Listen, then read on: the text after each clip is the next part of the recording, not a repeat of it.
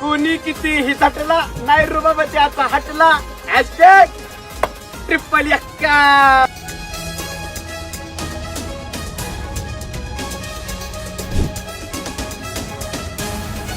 कोणी किती बी थकला नाही रुबाबात हटला हॅशटॅग ट्रिपल एक्का. पलटी झालेल्या फॉर्च्यूनवर उभं राहून हा डायलॉग मारणारी रील तुम्ही सोशल मीडियावर नक्कीच पाहिली असेल. ही रील व्हायरल झाली आणि त्यातून चर्चेत आला प्रतीक शिंदे. पण आता हाच रील स्टार एका गंभीर गुन्ह्यामुळे चर्चेत आलाय. नेमका हा प्रतीक शिंदे आहे तरी कोण? तो सुकून चहा या ब्रँडचा मालक असून सोशल मीडियावर रील्स बनवून मोठी लोकप्रियता मिळवणारा इन्फ्लुएन्सर आहे. रील्समधून कमाई आणि चहाचा व्यवसाय असा त्याचा प्रवास सुरू होता. मात्र आता त्याच्यावर एका दुसऱ्या रील स्टारचे सुमारे 12 तास अपहरण करून मारहाण केल्याचा गंभीर आरोप झालाय. मग हा दुसरा रील स्टार कोण होता? त्याचं अपहरण का करण्यात आलं? या दोघांमध्ये नेमका वाद कशामुळे निर्माण झाला? अपहरणानंतर त्या तरुणांसोबत नेमकं काय घडलं? त्याने पोलिसांपर्यंत कशी माहिती पोहोचवली आणि पोलिसांनी सापळा रचून प्रतीक शिंदेसह आरोपींना कशा पद्धतीने अटक केली? या संपूर्ण प्रकरणामागचं सत्य काय आहे? या सर्व प्रश्नांची सविस्तर माहिती आपण या व्हिडिओमध्ये जाणून घेणार आहोत. त्यामुळे हा व्हिडिओ शेवटपर्यंत नक्की पहा. नमस्कार, मी प्रिया समीर आणि तुम्ही पाहत आहात स्टार महाराष्ट्र न्यूज. गोष्ट सुरू होते मुंबईतील विक्रोळीच्या चेतन देवळकर पासून. चेतन आपल्या चॅनलवरून एका सामाजिक समस्येवर व्हिडिओ बनवायचा.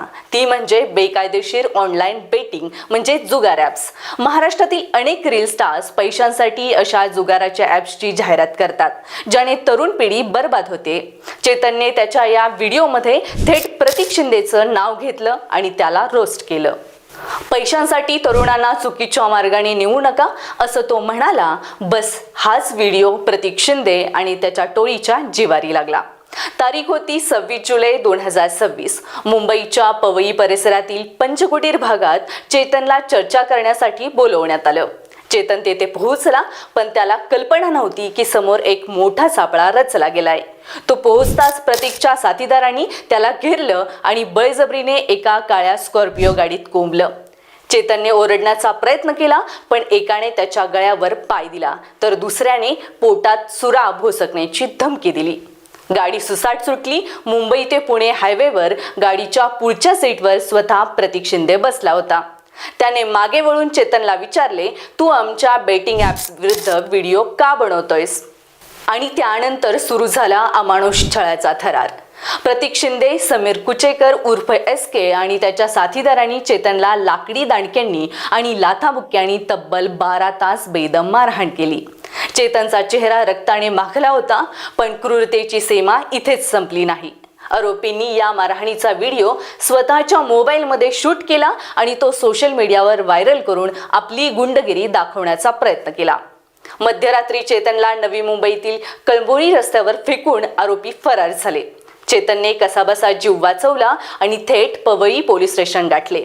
मारहाणीचा व्हिडिओ सोशल मीडियावर व्हायरल होताच मुंबई पोलिसांनी या प्रकरणाची गंभीर दखल घेतली. अप्पर पोलीस आयुक्त अभिनव देशमुख यांच्या मार्गदर्शनाखाली पोलिसांनी तात्काळ चक्र फिरवली. तांत्रिक तपास केला आणि अवघ्या 24 तासात मुख्य सूत्रधार प्रतीक शिंदे, यश बाबरे, अनिकेत गोडसे आणि समीर कुचेकर या चौघांचे मुसक्या आवळल्या गेल्या. न्यायालयाने त्यांना 7 दिवसांची पोलीस कोठडी सुनावली आहे.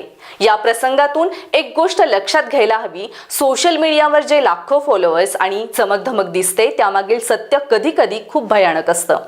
जे रील स्टार पैशांसाठी तरुणांना जुगाराच्या आहारी लावतात त्यांच्या विरोधात आवाज उठवणाऱ्याचा आवाज दाबण्याचा हा प्रयत्न होता.